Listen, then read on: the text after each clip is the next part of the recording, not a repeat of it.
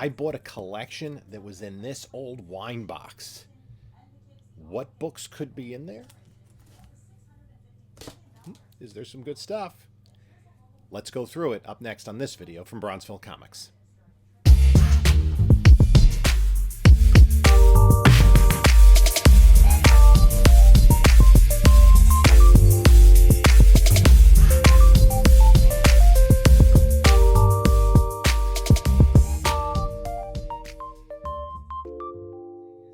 Hey there, panelologists. This is Jim from Bronzeville Comics coming to you with another video. Please like, comment, subscribe. Follow us on other socials, Instagram, Bronzeville_Comics, Whatnot, Bronzeville_Comics, where we do sales every Monday night at 10 p.m. Eastern Time. And coming up next Monday night on February 12th, right, is going to be a Defenders night, nearly a full run of Defenders. Also, follow us. If there's a link in the description, if you're not yet on Whatnot, you can sign up using that link. You'll get $5, $10 off your first purchase. Doesn't have to be with me. Also in the description is a link to my eBay store as well as my email. So a little bit of story time. The antiques dealer that I deal with frequently called me. I had picked up one collection, and he calls me a few days later, and he had another collection, a very small one.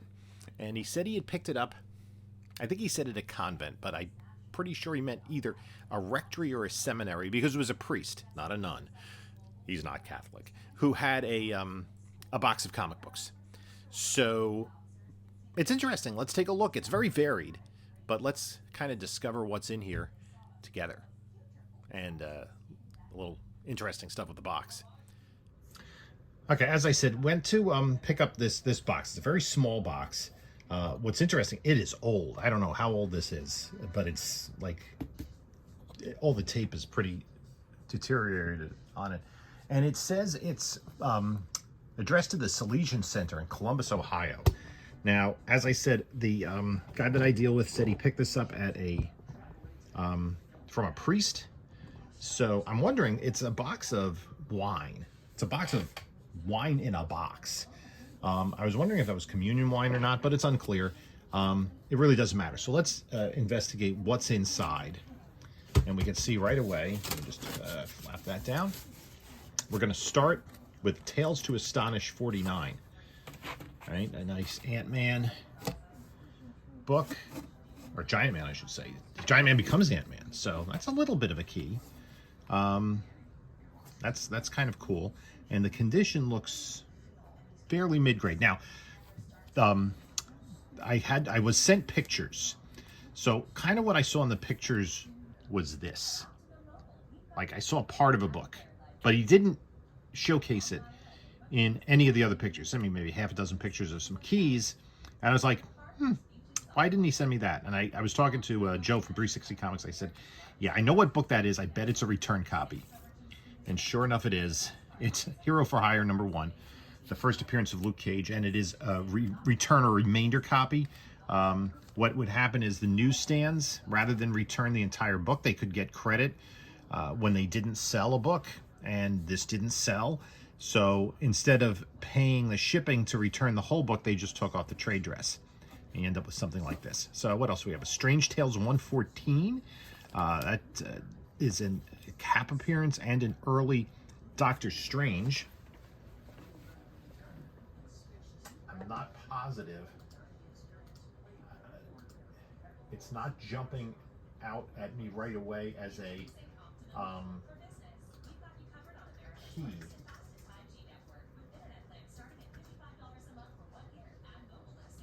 But we're that early in the run of Doctor Strange books. Third Doctor Strange, first unofficial appearance of Captain America. This actually, it has a nice key. This is not Captain America, that's the Acrobat disguised as Captain America. But this time we see, this is the first time in the Marvel Age, in the Silver Age, we see a version of Captain America. Not Brand Echh #1. This was a parody comic that Marvel had in the late 60s. I actually collected a very low-grade run of this when I was a kid. And then it varies. I mean, we have this Mickey Mantle #2. This is from 1992. This Batman New York Post Special Edition. And then we're back to some Silver Age. Avengers #22. That's nice. Tales of Suspense 68. Very nice. A little bit missing here on Strange Tales 125. Unfortunately, I think it might be folded down. It almost looks like it is, rather than completely missing. And it's got this classic, Submariner, Human Torch confrontation. It's a shame, because other than that, the book looks pretty nice. Yep, it is folded down. So it's going to make me feel a lot better. So it's a tear rather than so this does upgrade the book significantly. So now we have a complete book. That's a pretty cool early Doctor Strange. This is the original issue of G.I. Joe #2. There was a reprint, low grade, and of course, since it came from a priest, of course, there's a copy of the Life of Pope John Paul II. I got to get these into bags and boards. Daredevil 56, Submariner 53, mid grade. I'm just going to pull this stuff in the side. And this is, what is this? Sam Goody, The Adventures of Sam Goody #1. If that's worth anything, I have no idea. There were a couple of keys here, smaller keys. Call of Duty, The Precinct, and then the Return of the Jedi #1 newsstand. Death of Superman, first print. Thing #1. Death of Superman polybagged. Then Adele, Flying A's Range Rider. G.I. Combat #125. A coverless copy. Don't know exactly which. This is probably the Tales of Suspense. I don't know the exact issue where Captain America and Iron Man are in confrontation on the cover. And then this is a Strange Tales, Human Torch. Let me just see something real quick.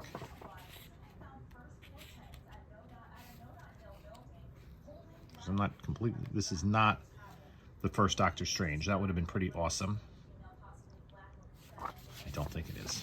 No, it's not. And then a Adventures of the Jaguar #3 coverless. Archie and His Friends in Westchester. That's interesting. Another return copy. Thor 199. Marvel Milestone. A reprinting of Amazing Spider-Man 1. Our Fighting Forces 133.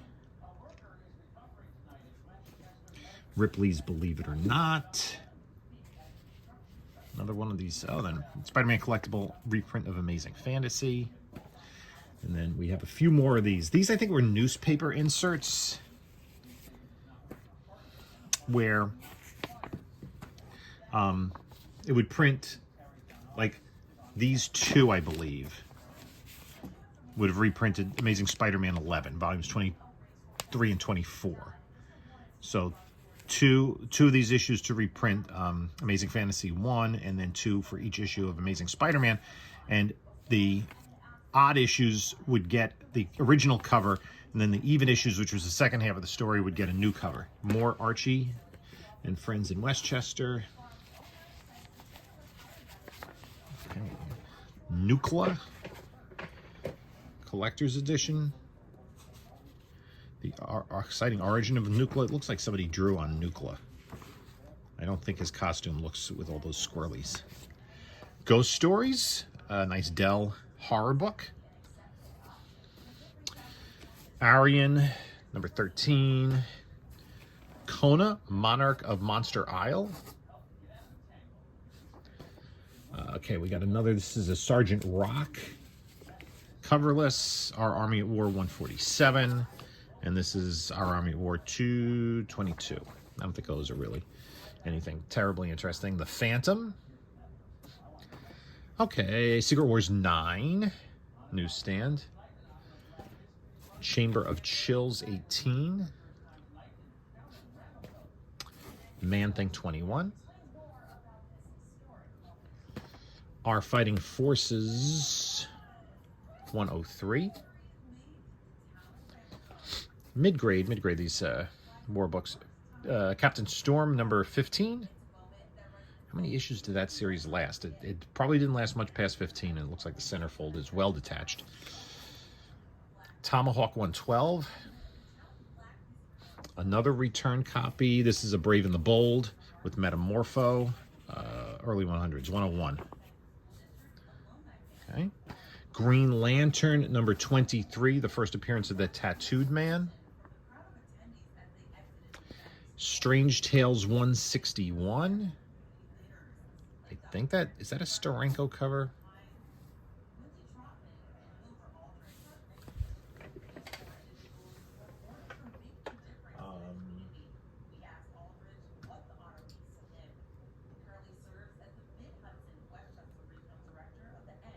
That's the first. This is the first appearance of the Yellow Claw in the Silver Age.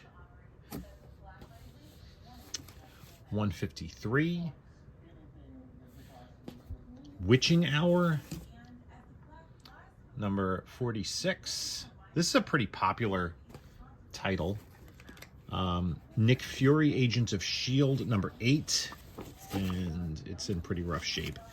This is post-Steranko. Another Witching Hour, 10. This might be a Nick Cardy cover. I'm not positive. Lois Lane 104. Oh, we're off by a couple issues. Marvel Spotlight 17. Son of Satan. I'm not... Actually, these I just kind of flipped through. I didn't really... I found one... I know one other book in here. New Gods number 10. And another issue of Not Brand Echh number 2. Return of the Jedi 2, 3, and 4.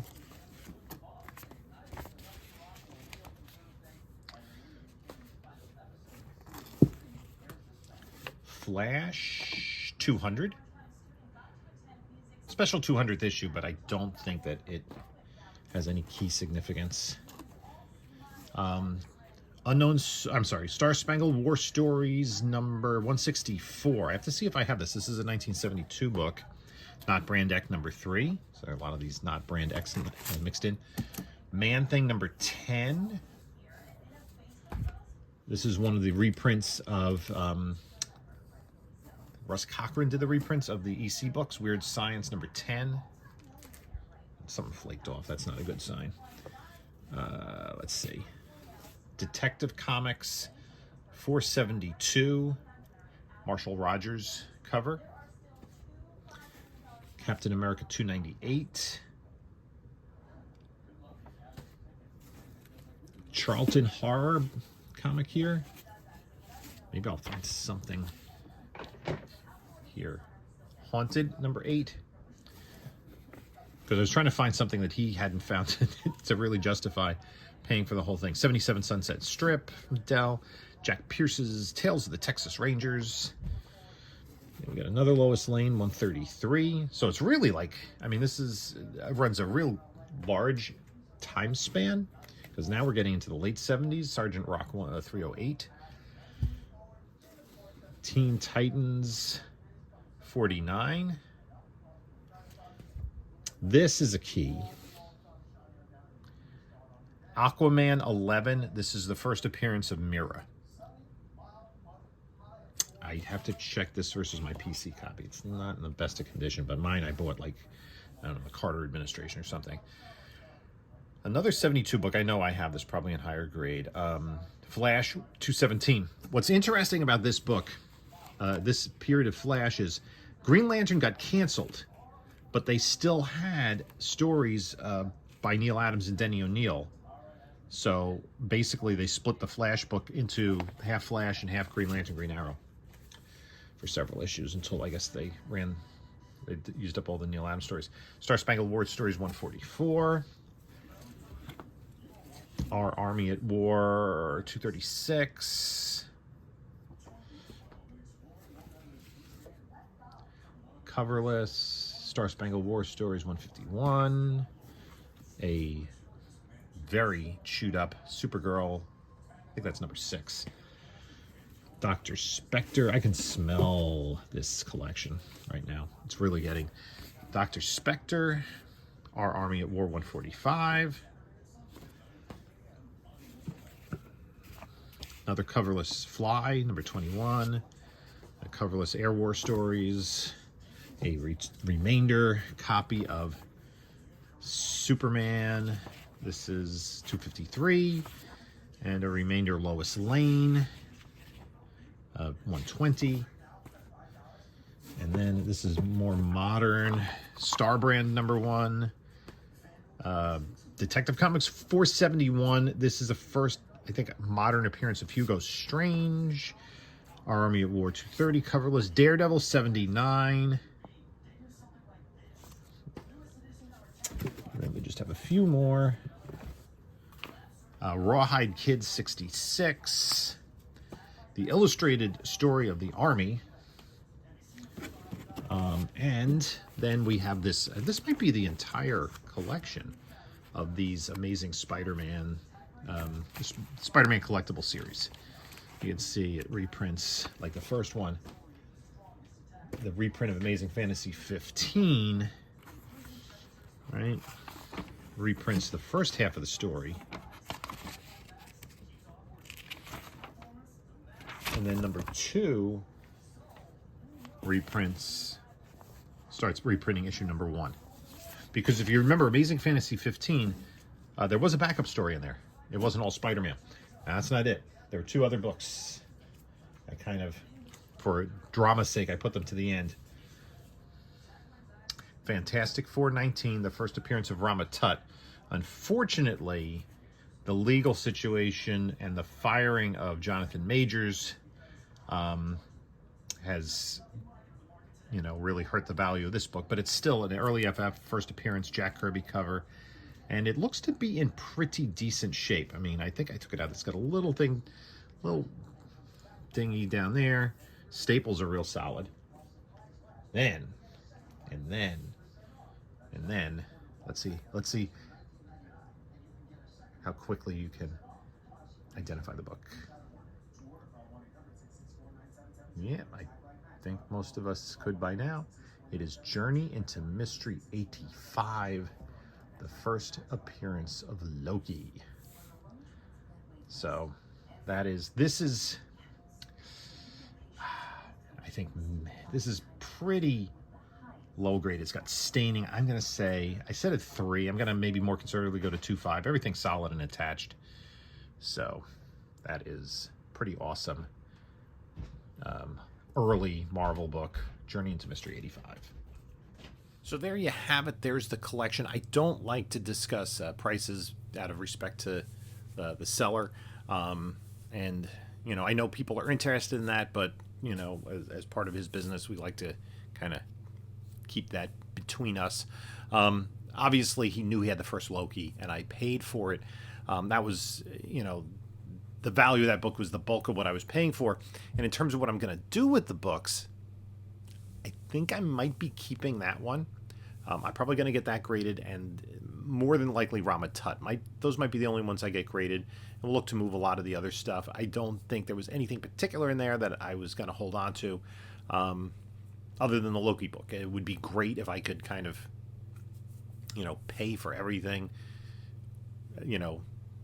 have everything else pay for the Loki book, but at least, bring the cost down. So, it's one of those things. If you can, let's say sell everything and hold on to the one big book, and let's say you're down $400 now, you paid $400 for a really big key comic book. Obviously there's sweat equity involved in everything else, but that's kind of why I didn't want to let it go.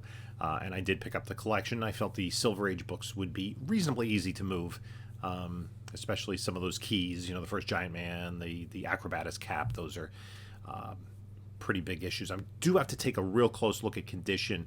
This was, other than when I went through it at the store, this was the first time I went through the box, so I haven't gone through it in detail and given a rough estimate of the grade to the books. And then that reflects, like, if I think it's going to be worth at least $200 or more graded, then I might send it out to CGC. But we shall see.